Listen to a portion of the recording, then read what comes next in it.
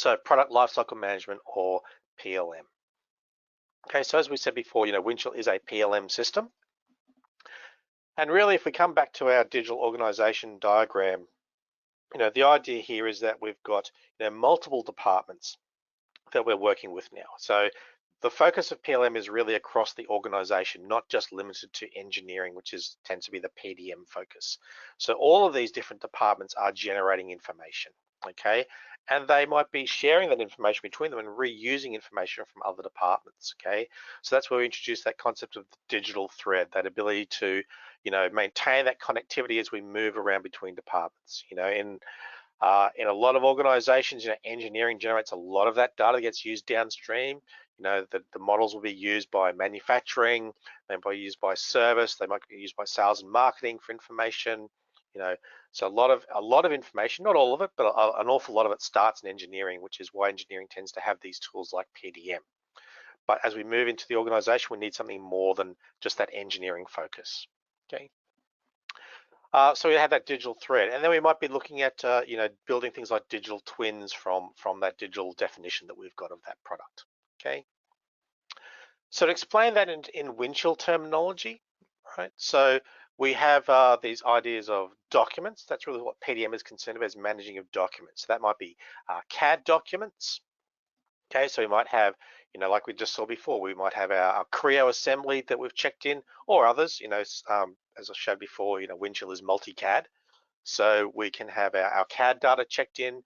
We've got, maybe associated drawings for all of that information. We might have other CAD tools in there. We might have AutoCAD in there as an example, which is a much simpler thing, a single file, okay? But we're controlling and managing that CAD data. And then we might have other documents, okay? So we might have, like we just saw before, PDFs or Office documents that are stored inside there, okay? So that's really the focus of PDM, is just controlling and managing those documents. As I said, revision control, access control, maybe some processes around, approving and releasing and revising those documents, okay? But then we start to move more into the enterprise. We start to look at, this idea of the digital part definition, okay? So inside Windchill, we have the concept of these parts, or WT parts as they're called. Now, I know some of you on the call today here are using them, and I know some of you aren't, okay? So really, this is where we start to move into a more part-centric approach of these digital parts that represent what we're making, okay? So we can build that digital part structure from our CAD, okay? We can have that automatically created when we check in the CAD to create that. And we could, if we're doing that, well, so what? Well, what those digital parts let us do is start to collect and gather a more complete definition of the product that we have in CAD. So we could say, well, okay, here's the golf cart. The CAD assembly describes that along with the drawing. And also we can then start to relate the document to that golf cart as well. So that helps describe it. Or maybe for a golf bag, we might also create a digital part that represents that. But what we can then start to do is, change the structure of our golf cart assembly, and we can include that golf bag inside there, okay? And that is not something that we would do in CAD, or could do in CAD. We can't sort of assemble an AutoCAD drawing into our 3D assembly of our golf cart, okay? But what we can do with these digital parts is to start to build up a more complete BOM. And that's really what the rest of the organization might be looking at. They're not interested in just what engineering has from a BOM. They might be interested in a more complete definition of that, particularly when we come into, ordering, servicing for building this thing. And I have seen people over the years, try to create these kinds of complete BOMs inside CAD, where they start to create all sorts of, weird and wonderful parts, CAD models that represent software and paint and all kinds of things, right? But, CAD is not designed for doing that. It creates a lot of headaches and issues that I've seen over the years. Okay, and maybe we can, with these digital parts, we can have, different subtypes to reference different types of part that we might include that have different business rules around them. So maybe, in our BOM, we need to have a document, a manual that goes with that. Okay, so we can create a different part subtype with a different icon. Again, we can add that, or we can relate that to the actual manual that we're storing inside, and then we can add that into the structure. Okay, so now we've got this digital part structure, which is actually a more complete definition and different to what we've just defined in CAD.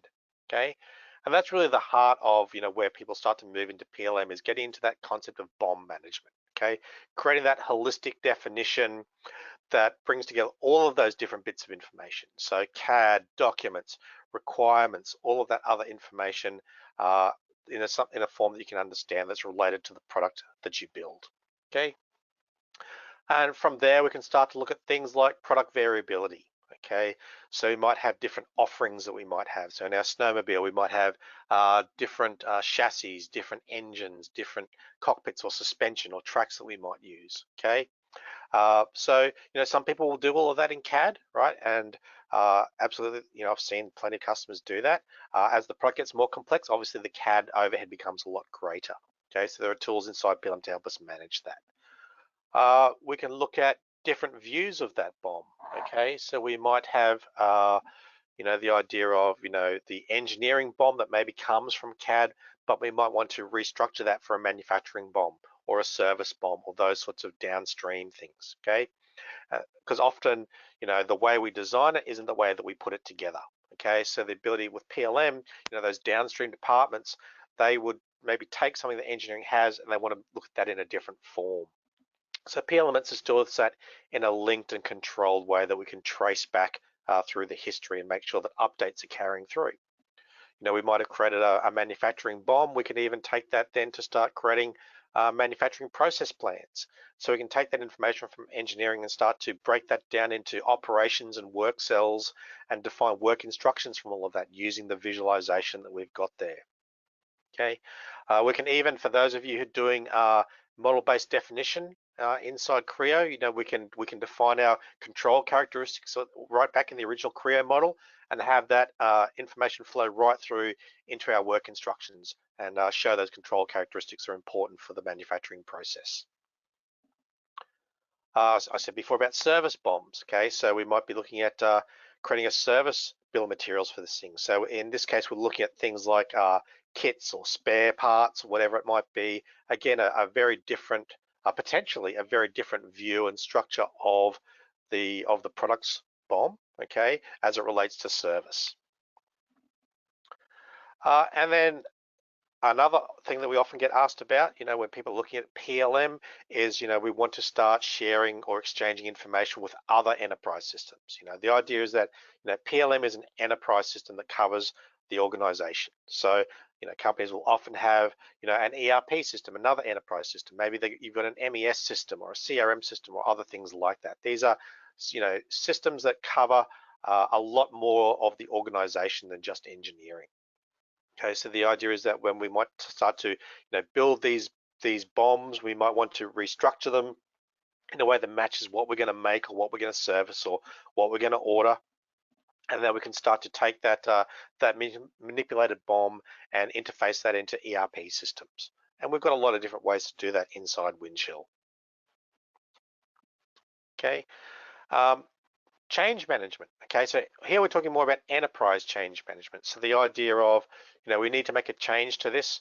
So in an engineering focus, the change might be, okay, we need to revise this drawing, make a change to this. But at an enterprise level, we might be looking at a whole bunch of different things when we make that change, right? So we're looking at things like, well, how much of this stuff do we have in stock? What are we going to do with the stuff that we've currently got? Are we going to run it out? Are we going to scrap it? Those kinds of decisions, right? How do we handle that? If we need to make a change to the design, what are we going to do about all of the documentation, all of that other information? Okay, so we move beyond, a simple change to the engineering models into how are we going to change this product? How do we handle that? So inside Windchill, we've got a full engineering change management system, the ability to log problems, to do investigations of those, to create change requests, okay, to create change notices that inform everyone within the organization, all the relevant people, something's coming, something's changing on this. Assign tasks for users to actually make those changes across all of the product definition. And then to audit and check that everything's being done, okay?